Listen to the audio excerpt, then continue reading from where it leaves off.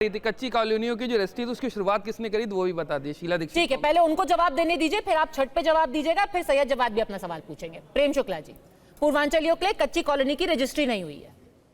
देखिए, मैं किसी के पद्मजा जी अब कोई बीच में नहीं बोलेगा, बीच में बोलता नहीं, लगातार मेरे बीच में हस्तक्षेप किया जाता है और गटर छाप भाषा का प्रयोग आम आदमी पार्टी करती है। आज ही दोगला शब्द का प्रयोग श्रीमान अरविंद केजरीवाल ने किया है। आप दोगला शब्द का शब्दकोश से मीनिंग निकाल लीजिए। भारतीय जनता पार्टी के लिए दोगला शब्द का प्रयोग हुआ है। दोगला शब्द जो है वो कृपा करके आप शब्दकोश में देख लीजिए। इस तरह की गटर छाप भाषा का प्रयोग आम आदमी पार्टी करती है, हमारा बिल्कुल नहीं होता प्रयोग। मैंने जो शब्द का प्रयोग किया है उसमें अगर कुछ भी आपत्तिजनक हो तो मैं क्षमा प्रार्थना कर लूंगा, लेकिन मैंने जो भाषा का प्रयोग किया उसमें कुछ भी आपत्तिजनक नहीं है, ये मैं शब्दकोश से सिद्ध कर सकता हूं। अब दूसरी बात, अब जहां तक ये कहती है कि हमने स्कूल बनवाए, 10 स्कूलों का नाम बता दें जो नए स्कूल बनवाए गए। अभी 10 स्कूल नए।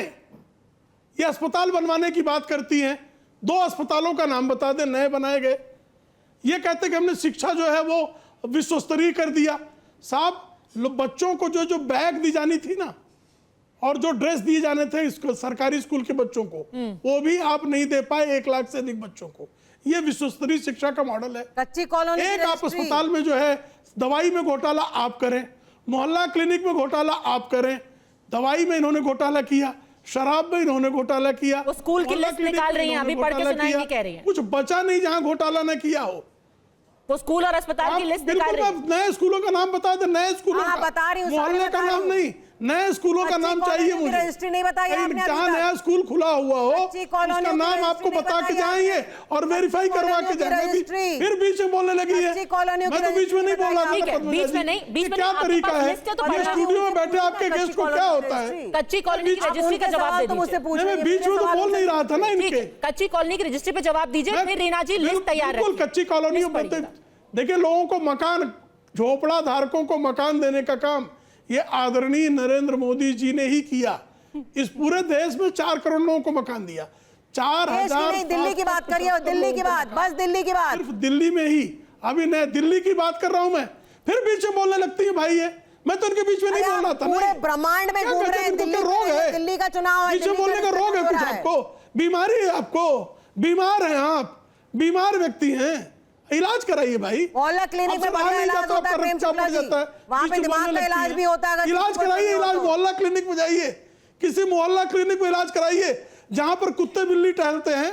मानसिक रोगियों का इलाज भी होता है बढ़िया से मोहल्ला क्लिनिक को। आप क्या ठीक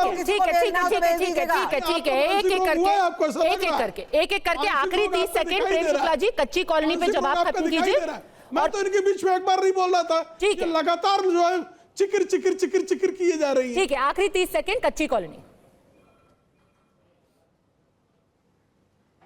कच्ची कॉलोनियों के बारे में आदरणीय नरेंद्र मोदी जी ने 4775 लोगों को इसी दिल्ली में मकान देने का, एक मकान है बता दे किसी को दे दिया हो, कहीं दे दिया हो, क्यों नहीं दिया इन्होंने? मकान देने की जिम्मेदारी नहीं थी। ठीक है, अरे आप जो है पानी देने की बात कर रहे थे, टैंकर माफिया को जो है आपने पाल पोस कर रखा हुआ है और कहते हैं हमने सबको पानी दे दिया। 18 लाख लोग जो हैं दिल्ली में डायरिया से हर साल बीमार पड़ते हैं। इतना गंदा पानी ये पिलाते हैं, इनकी ये दशा है। ये कहते हैं हम बिजली मुफ्त में दे रहे हैं। मैं मुंबई में मेरा मकान है और दिल्ली में मेरा मकान है। ठीक है, अब इन्होंने लिस्ट तैयार कर ली है। अब आपको स्कूल और अस्पतालों के नाम बताए जाएंगे। बताइए। देखिए पद्मजा जी, अभी मैंने कच्ची कॉलोनियों का सवाल पूछा तो इन्होंने जवाब नहीं दिया, इनके पास कोई जवाब ही नहीं है। जो ये बोल रहे हैं वो मोदी जी 5 साल पहले जवाब दिया, आप सुन नहीं पाए। वहां मकान मिलेगा। दिल्ली में 15 लाख लोग झुग्गी में रहते हैं। 5 साल में इन्होंने 4700 लोगों को मकान दिया। वो मकान भी इतनी बुरी हालत में है कि लोग छोड़ चुके हैं। तो आपसे कच्ची कॉलोनियों का जवाब पूछा गया, आपके पास जवाब नहीं है क्योंकि आप हमेशा सिर्फ जुमलेबाजी कर रहे हैं और क्योंकि आपको दिल्ली की जानकारी कम है। मैं दिल्ली में रहती हूँ, मैं आपको दिल्ली का कानून बताती हूँ। दिल्ली में केंद्र सरकार के पास 2 जिम्मेदारी होती है, एक है लॉ एंड ऑर्डर, दूसरा है जमीन।